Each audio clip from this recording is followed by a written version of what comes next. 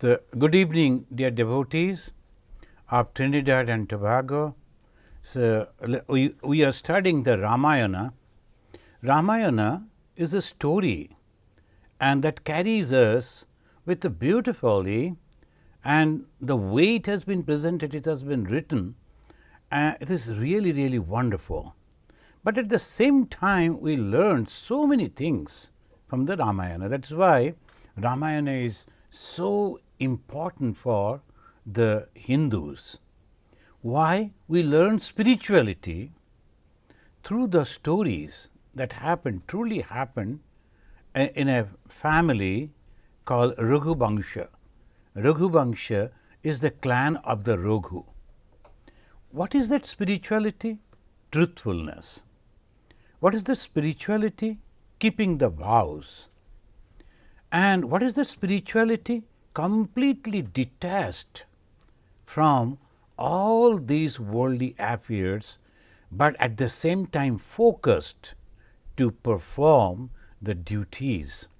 So, that is the spirituality. Very simple, but very profound. So, this we are studying through the stories, and we know that in our last class we have discussed how the three trusted people, the experienced messengers. This is very important. Even today in the modern times also, there are people who are representing a country, and almost in every country having their own people in different countries. They will be representing that particular country. So, you can imagine. So, here the three people that they chose, Siddharth, Bijay and Asakenananda. These three, they went with the very fast moving horses to the king, that's called Kekai. The name is Kekai, and the daughter of the kingdom of Kekai is Kaikeyi. But the king was Ashapati. Kaikeyi's father was Ashapati. So, this Kekai is near our Jalandhar, the present day Punjab Jalandhar. So, that is that Kekai. So, they reached over there. Why? With a message. But look at it, how things goes. It should not go and say that the king has passed away over there and the king Dasharatha is no more. Oh, please come back. He never said that. He went with all gifts as if they are going to visit that place, but at the same time they went with a message, and the message very secretly for Bharata. Why they didn't disclose that? So, we are learning the politics. In politics, you are not supposed to disclose everything, because if the people come to know that the Dasharatha is no more and there is no king at this moment in that kingdom, and Sri Ramachandra, the hero of that kingdom, is also not there, he is in exile. So, obviously, the enemies will be tempted to attack. So, that is the reason. So, we are learning even how the social and political things should be there.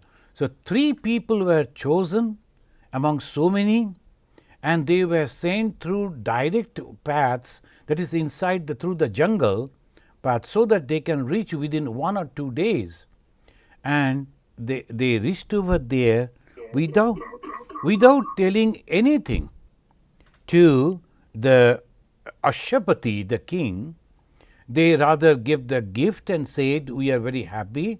And Ashapati's daughter's son, Bharata, he was there visiting maternal uncle's house. They told, now the Bharata should go back. There is nothing wrong.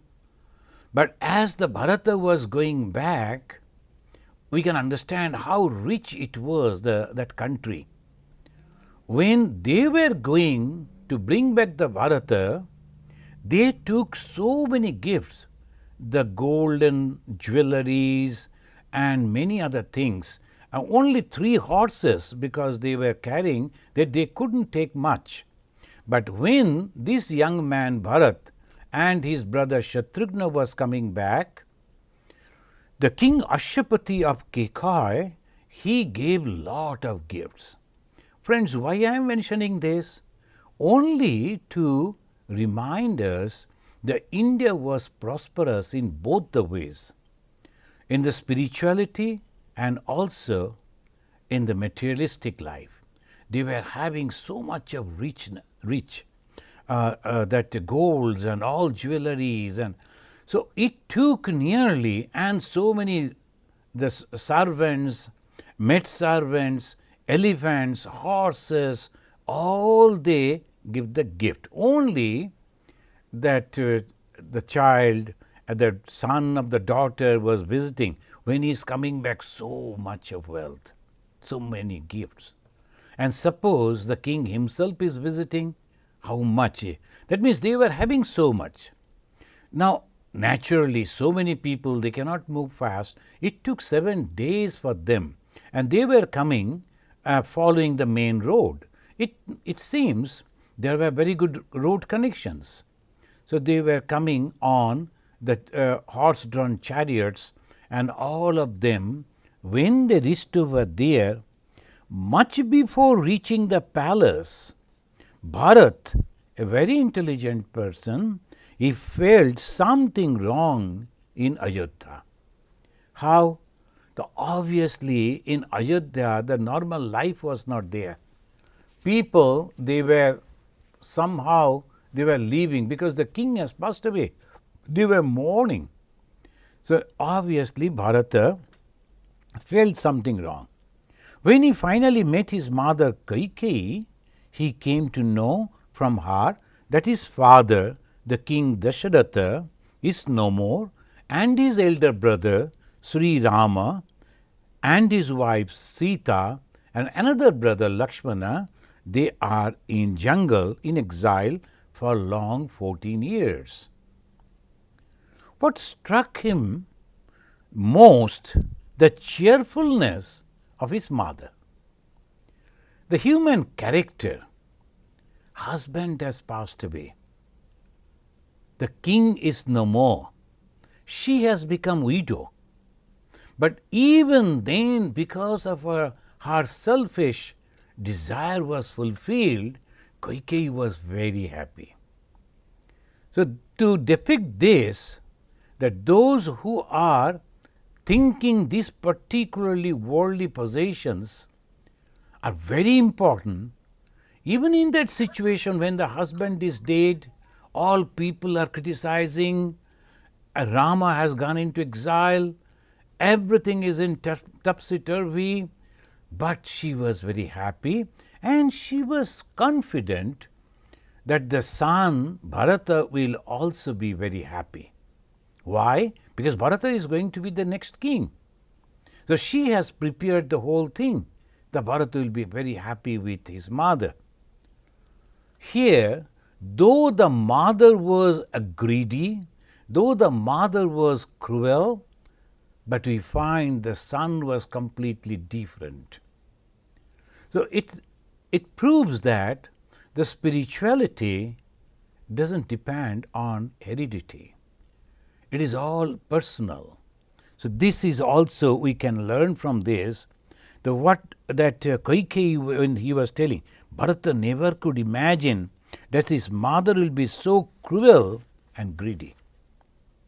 To crown his misery, everyone was silently expressing their doubts about Bharat's plan to grab the throne.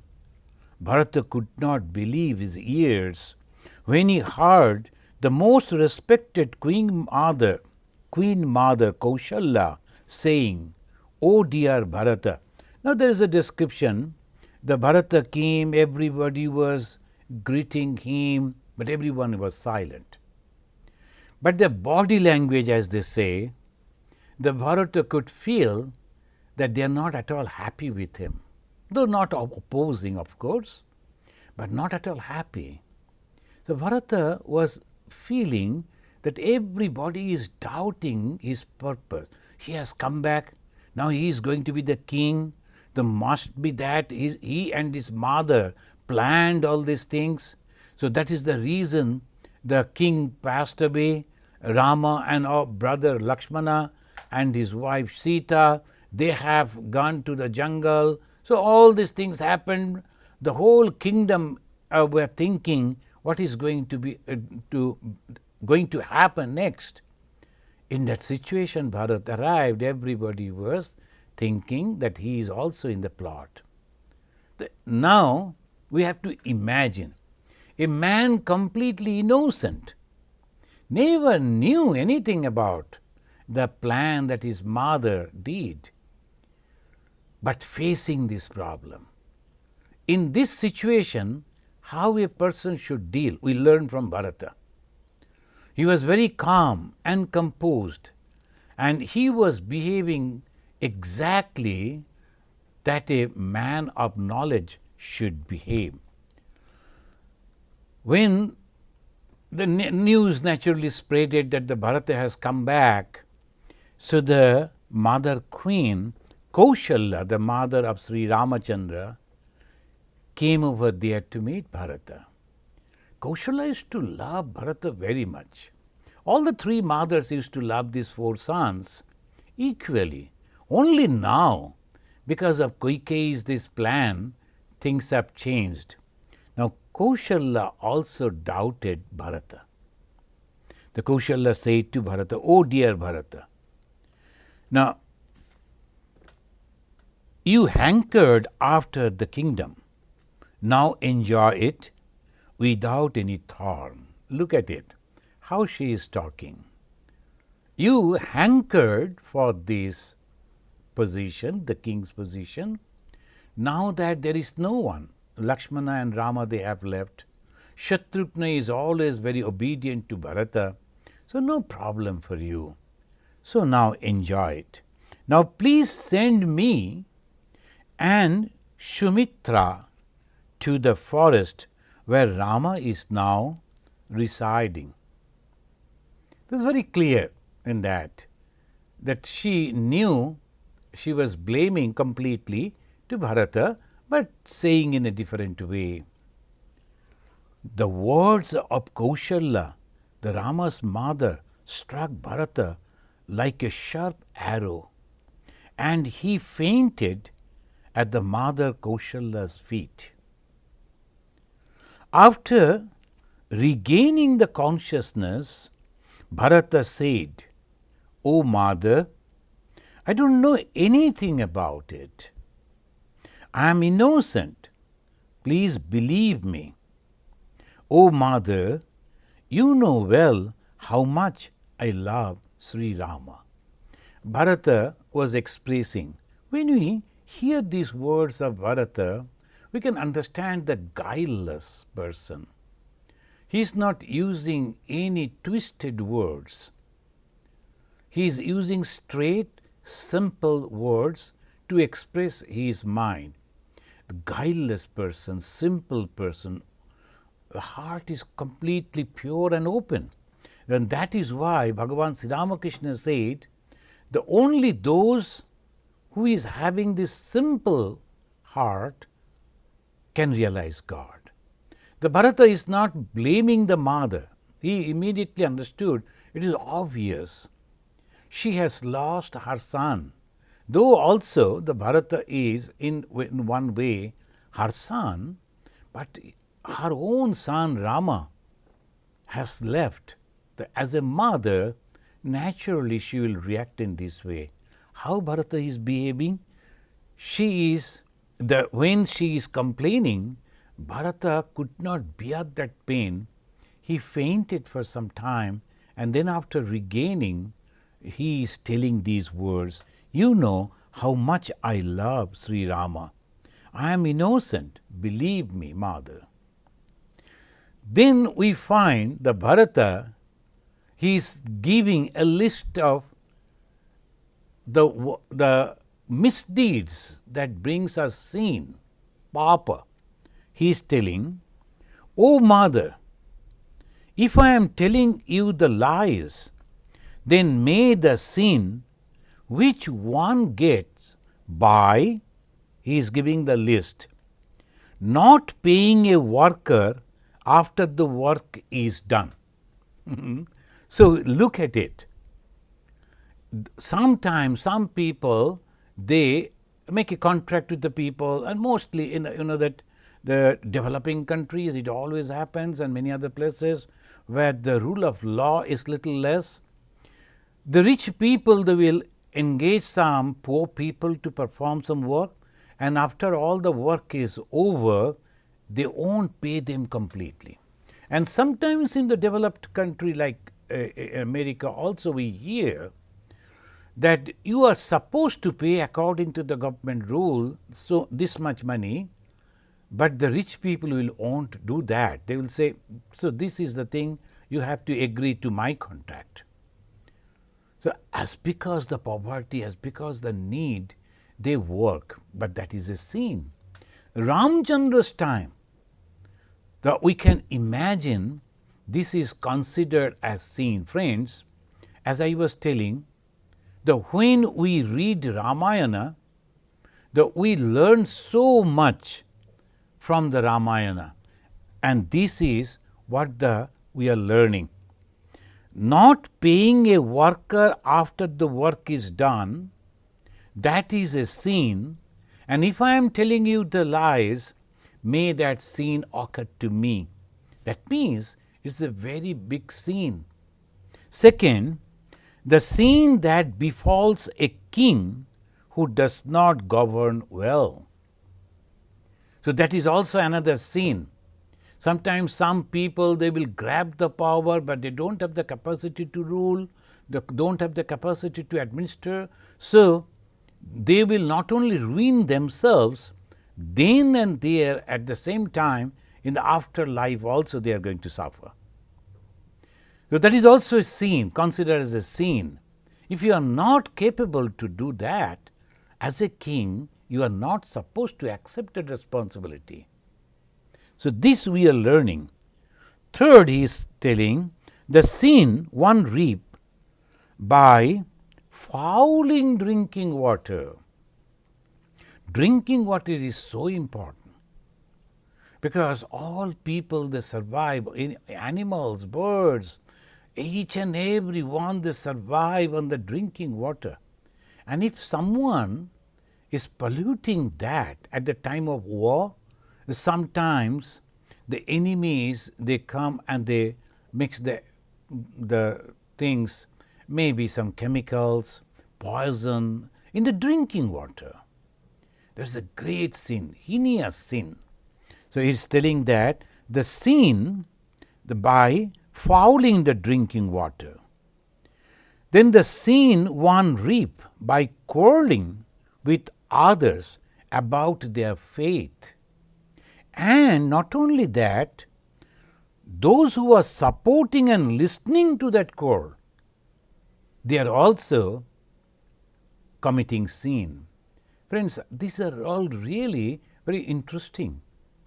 If we learn it from the Ramayana and implement in our personal life and in the social life, as they call all the time, the faithful Hindus, they call about the Ram Rajya, the administration of the Sri Rama.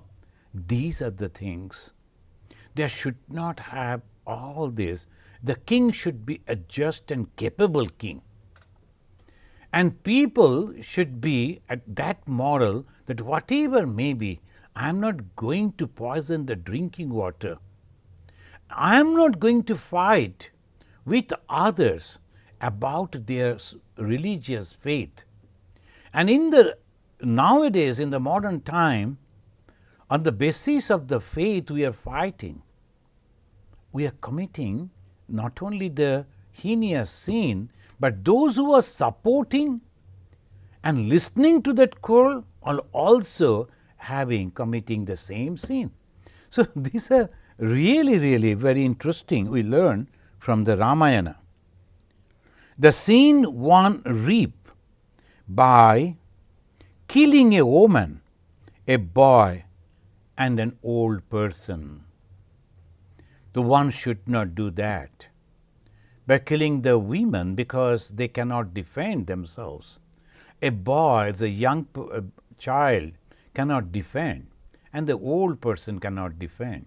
So you are not supposed to kill them. These are the moralities, high moralities we are learning from here. The Queen Kaushalya cried out when the Bharata was telling all this. So I am telling you the truth. If you don't believe, then I am taking this oath. If I am telling the lies to you, then let all these sins come on me. And now the Kaushalya, Queen Kaushalya, she regained herself and she cried out, "Oh my son, I have no doubt on your piousness." Kaushalya sat down and took the head of the Bharata on her lap, and both of them were crying. So this is the scene, and slowly, Bharata regaining the confidence of all others. Bharata could be, they say that I am the king, so everybody has to follow me. Obviously, he could do that, but he is not doing that. He is slowly regaining the confidence of each and everyone. Next day, the family guru, he came, and that is Rishi Vishwamitra. The Vishwamitra is considered as wise as the Brahma, the firstborn. That there's sometimes they say it is the Vishwamitra from where all the Rishi lineage coming down. This Rishi Vishwamitra said to Bharata, "O Prince, now it is time to cremate the body of the king Dasharatha. Make all arrangements for it." Something has happened.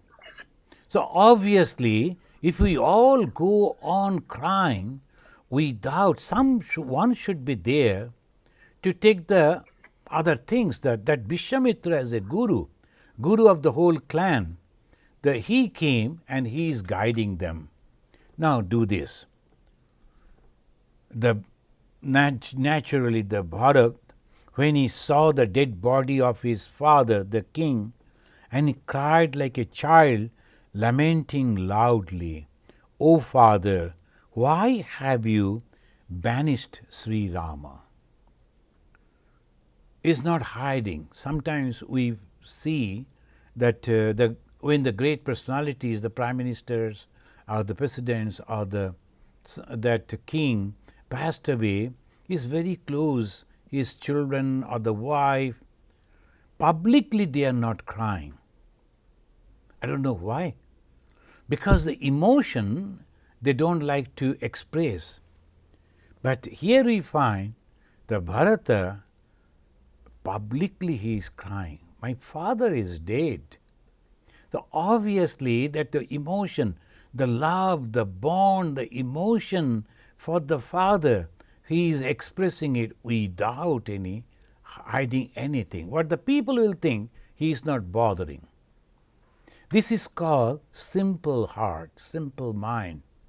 The Bharata, he is crying and lamenting, "Why have you banished Sri Rama?" Why is Bharata again and again telling this? The scene that he has mentioned, a king should be perfect, and Bharata knew it very well. Sri Ramachandra is the best person to be the king after Dasharatha. So he was very clear about it, and this is called spirituality. Understanding my capacity, I should take up the responsibility. Just because someone told, just because an opportunity has come, even I am not capable, if I accept that responsibility, I will not only ruin myself, I will ruin the society too. This is called courage, moral courage, even to say no on the face of the temptation.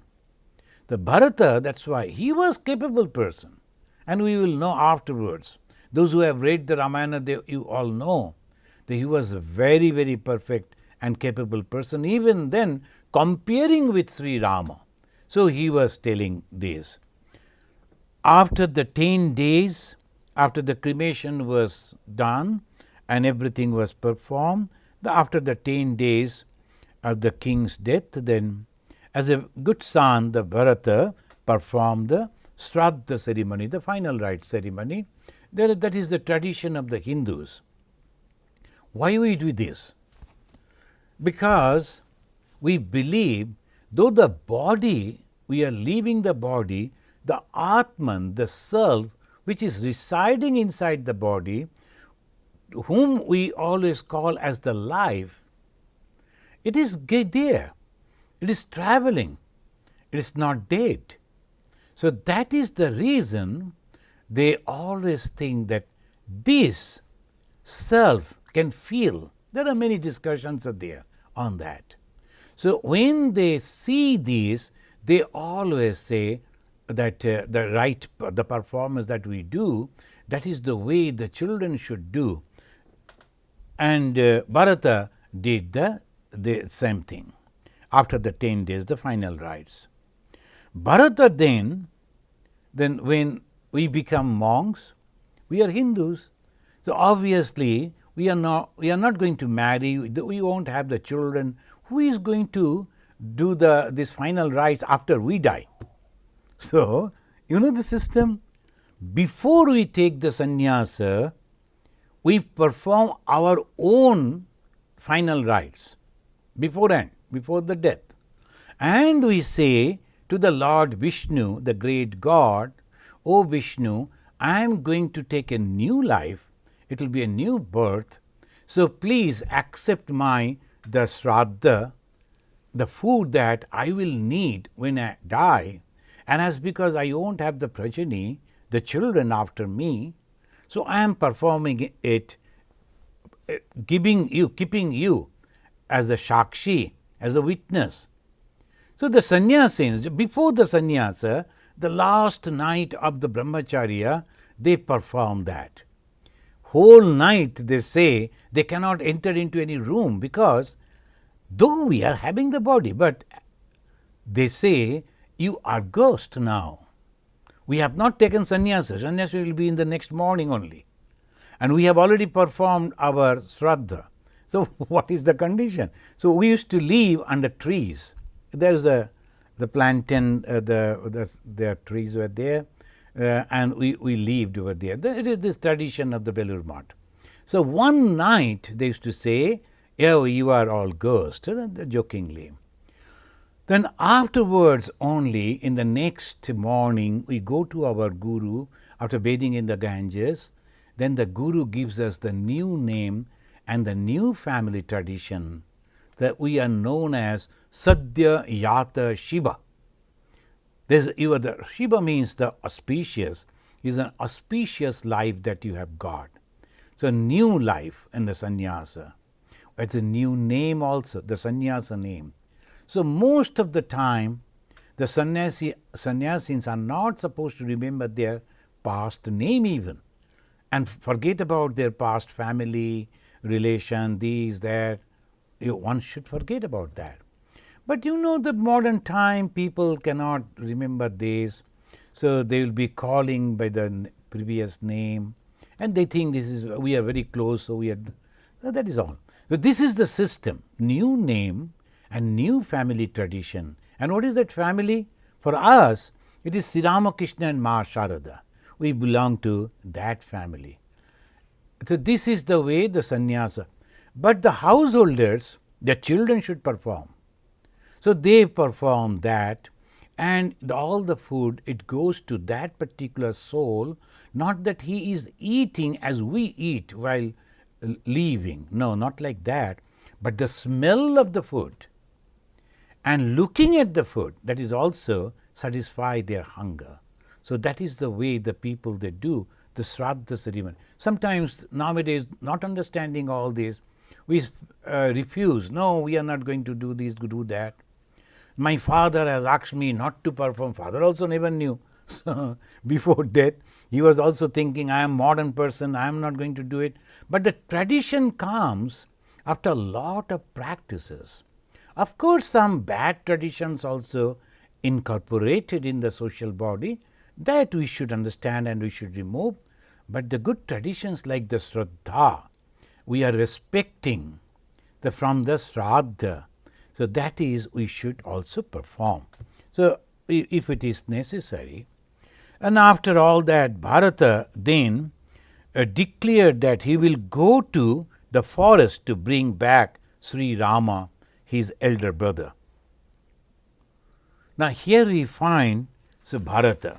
So, today's talk I have given this name, the how this Bharata, it is his prudence, Prince Bharata's prudence. That what is that prudence? He could feel that I should not be the king. Though there was opportunity, everybody was asking, but even then he was sticking to his own. We will find that now all the mothers, even the mother of Sri Ramachandra, mother of Lakshmana, they all agreed. All the ministers agreed, the councillors they agreed, people also agreed. Bharata could become the king. No. So, that is no hypocrisy. Whatever I am telling, I am truly feeling. This we learn, no hypocrisy. I should be genuine to my thoughts, to my deeds, and to my words. So, here he says, after the final rite, he decided that he will go to the forest. Bharata persisted. The elder son of the family should ascend the throne when all these people came. Not only that, even their family guru, Vasishtha also said, you should become the king. After becoming the king, you better go in search of Rama and whatever you like to do. Why Vasishtha was telling this? And for two things. One, to judge Bharata. Whatever he is telling, is it true to that? The temptation to become king is really very, very difficult to overcome. Secondly, he was looking from the another point of view that if the king is not there, then the kingdom will be very weak. If the king is not working, then what will happen? Administration will break down. What the king does? Gives the decision. That is the work of the king. He doesn't go physically and doing. He gives the decision. Who will give the decision? The very important things. All other people, they will make all the planning, but the final decision should be given by the king. And if the king is not proper and not present at that time, what will happen? So, this is the way slowly the administration breaks down, and once the administration breaks down in the society, it is very difficult to again rebuild that. Because naturally it goes like the snowball, then collecting more and more snow and becomes a huge and huge. So, that is why being the advisor and the guru, the preceptor of that particular kingdom and the family Raghuvansha, the Vasishtha was asking him to accept the kingdom. Not only Vasishtha, all the ministers, but the Bharata persisted. Why? Because Bharata knew that nothing is going to happen. The kingdom was so well protected that no one will dare to attack. So, then that is why he decided to go first to Rama and pray to Rama, and if he becomes the king, Rama may doubt. That is the prudence. The Prince Bharata's prudence, this is the prudence. Though the Rama is God to us, but we should understand when the things were happening, a brother is thinking about the thought of another brother. Though they like each other, they love each other, respect each other, but at the same time, what the Rama will think? He is coming as a king. So, he has already accepted the kingdom, then why he is coming to me? So that is the reason he never accepted that. So this is very simple thing. We know that Bharata never accepted the kingdom and he went. In the meantime, Shatrughna, the brother of Lakshmana, he found that lady Manthara. Manthara was very happy because it is Manthara, she counseled the queen Kaikeyi. Kaikeyi was a very good lady, young lady, not understanding all these things, but the Manthara, and she told, that's why one should be very careful about the friends, those who are very close to that person. Because all the close people always talk about others and give suggestions, and if we accept that, then this may be like the Kaikeyi's case. Kaikeyi was, because the Manthara came all the way from her father's house. So Manthara was very close to Kaikeyi. Manthara used to look after all the good beings of the Kaikeyi. The Kaikeyi depended on her, and what she told, this is an opportunity. In the beginning, as we have discussed, Kaikeyi was not at all unhappy when it was declared that Rama is going to be the king. Rather, she was all right. But the Manthara told, are you not understanding that this is an opportunity you are missing? The king promised to you that whatever you will ask, he will give to you. This is the opportunity you must ask the kingdom for your son, and as your son should be free from any challenge, and the Rama should go into exile. That was her planning. Kaikeyi became naturally the victim of that, because she could not control the temptation. As a mother, she wanted to see her son as a king. But this is the lady. Now, everybody knew it. Shatrughna, who was also away with the Bharata, came back with the Bharata and then came to know about all this, suddenly found this lady. And she was trying to collect the information, what is happening, what the Bharata is doing, who are the people. So she came very close to the Bharata's quarter. Shatrughna found her there and grabbed her, dragged her, and told Bharata, please permit me, I am going to kill her. And when she was going to kill her, naturally, this maidservant was trying to take the name of the Kaikeyi, the queen, and to save her. The Kaikeyi also came, we can imagine, she came over there, and the Shatrughna became, he was just like the fire, and she never respected the Kaikeyi also that time, and used some wrong language about the Kaikeyi. Kaikeyi understood that he is not going to listen to me. Friends, from this we can understand this type of people, it was very normal for killing the women or the servant and killing people. So that was normal in the society. That's why even the son, he was a son to this lady too, and he was abusing Kaikeyi, and before her was ready to kill this Manthara. But then Kaikeyi understood the only one person who can save, so she went to running to Bharata and took shelter. Please save me, Bharata, and save the servants, also my people. Now this is the prudence of the Bharata. Bharata, when looked at his brother, his brother just like Lakshmana, both of them, they were built like the characteristics was like that. They were very angry. And when he became angry, he lost himself, Shatrughna. Bharata didn't argue, didn't say anything, only said, this is very interesting, he said to Shatrughna, if you kill a woman, the Rama will never talk to us. He will stop talking to me, talking to you.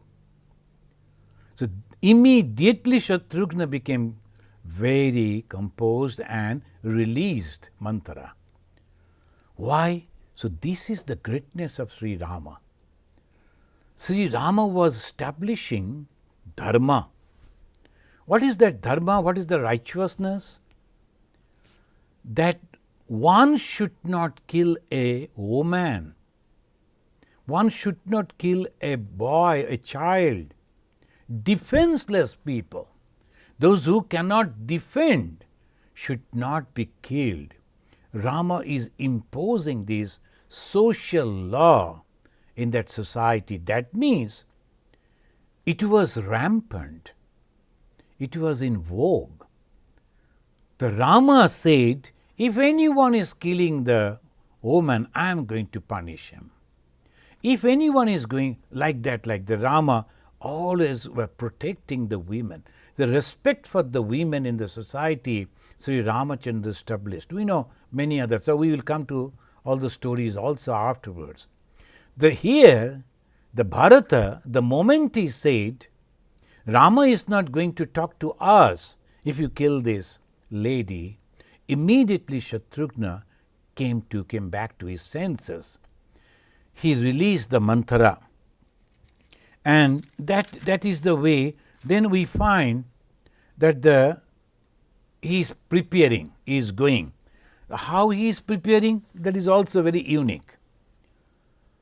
He is going to Ramachandra, who is in the forest. But when he is going, he asked all the people to get ready, and he told that each and every one should be ready and go. Let the artisans prepare my way for the forest. My way for the forest. Bharat could go all alone in the forest or with Shatrughna, but he is not going. He is going with each and every one. Why? The priest will go, the mothers will go, ladies will go, the cooks and all, so that he will take the whole kingdom along with him. To Ramachandra will say, look, they all have come to request. It is not only me. Each and every one has come.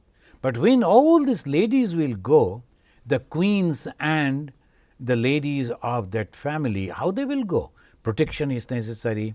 So it was obviously the carpenters, the woodcutters, the expert diggers, the builders, the cobblers, the cooks, the makers of the machines, and the people acquainted with the geography, all was the first batch. They went in the front.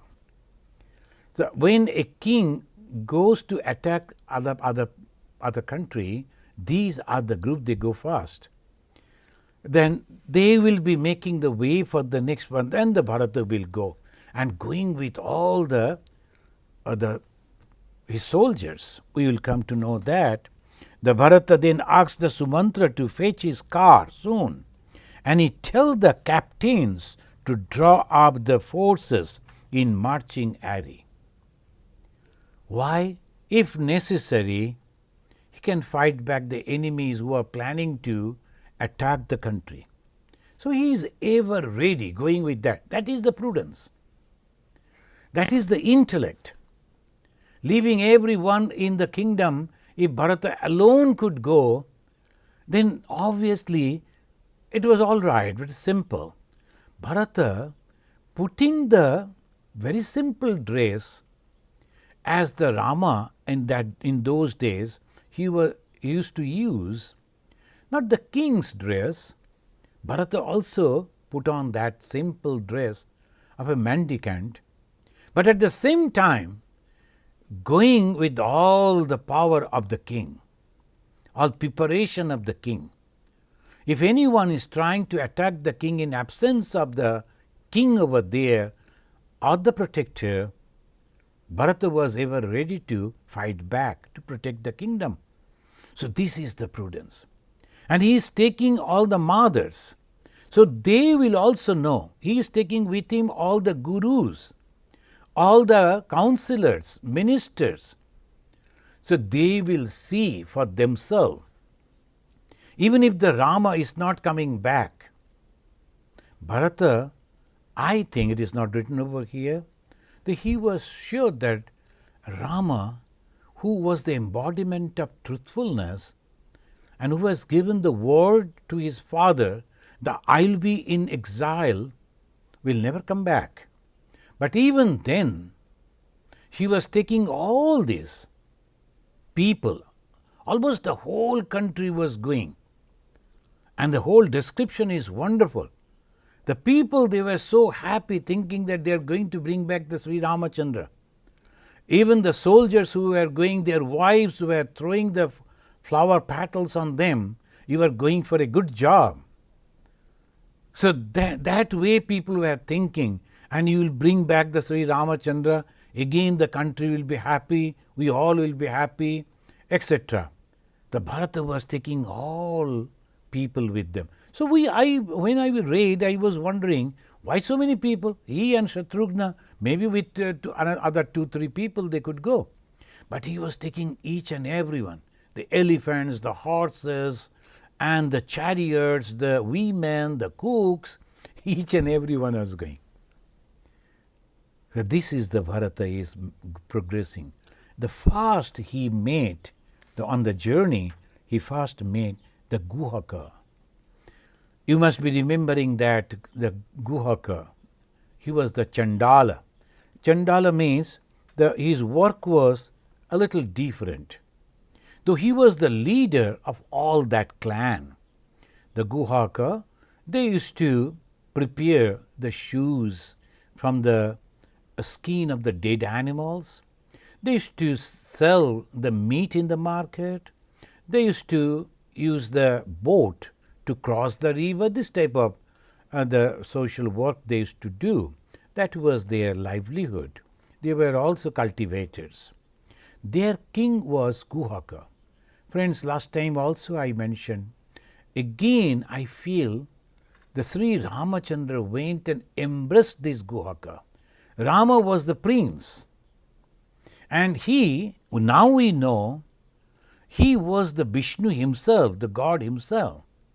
He is going and embracing so-called low caste, from our present day viewpoint, a low caste Shudrak, and this Guhaka he embraced and called him his as friend. Is he not giving a teaching to us? Those who follow the Ramachandra, those who think the Rama is their God, their ideal, shall we not learn from the Ramachandra's way of teaching? That he was embracing the Guhaka, who was so that way so-called low caste. Now, some of us, I am sorry to say, still don't learn from this. Though we say that we are the followers of Sri Ramachandra, but we are behaving completely different way. We are not even shaking hands, forget about the embracing, shaking hands with the so-called low caste. Who are low caste? Just they are doing their duties, that's all. Ramachandra, he declared that he is my friend, Guhaka was my friend. He stayed in his house and then ate from his hand. This Guhaka was the person, you have to go because that is the way. Rama also crossed the river and he reached over there. Seeing this huge army, huge people they are coming, Guhaka told his people to get ready to fight with them. If they are going to harm the Rama, they should first face me and us, and we should develop the first protection for Sri Ramachandra. That was the love for Ramachandra. He was not knowing the Bharata. So before meeting the Bharata, he prepared his people, if necessary, we have to fight with this great army of Dasharatha. Friends, now it is almost time. We will next month again, so one after another, he is going on meeting people and finally going to Ramachandra, and we are finding that in the whole society there was not poverty. People were happy. Richness was there, rich people was there, very rich merchants were there, very courageous heroes, the Kshatriya heroes were there, Brahmins were there, very truthful people, and at the same time ordinary people were also there, but no poverty in that way. That is the picture of our society at the time of Sri Ramachandra. But misunderstanding about the spirituality and misuse of the physical strength, all that was also there. So, that is why Sri Ramachandra is imposing that the Kshatriyas, particularly those who used to use their weapons to protect the society, should not misuse their weapons to punish their own people, to kill their own people for their own ego. So, that is what Sri Ramachandra was teaching. Slowly we will learn, and this Bharata and his whole team met our Guhaka, and how Guhaka is talking with them, understanding the truth, and then helping them. We will learn. And then after the Guhaka, the Bharadwaja Rishi, the famous Bharadwaja. Many of the Hindus, they have their family, the tradition Bharata, the Bharadwaja Gotra. So, that Bharadwaja Rishi, we will learn that in our next class. Thank you. If you have any question or anything, then otherwise we will chant from the Sri Ramachandra and we will conclude. Let us chant the Ramachandra's name a few times and we conclude. Jai Ram, Sri Ram, Jai Jai Ram. Jai means the glory. Glory to Ramachandra, glory to Ramachandra. Jai Ram, Sri Ram, Jai Jai Ram. Jai Ram, Sri Ram, Jai Jai Ram. Jai Ram, Sri Ram, Jai Jai Ram. Jai Raja Ramachandra Ji ki Jai. Thank you very much.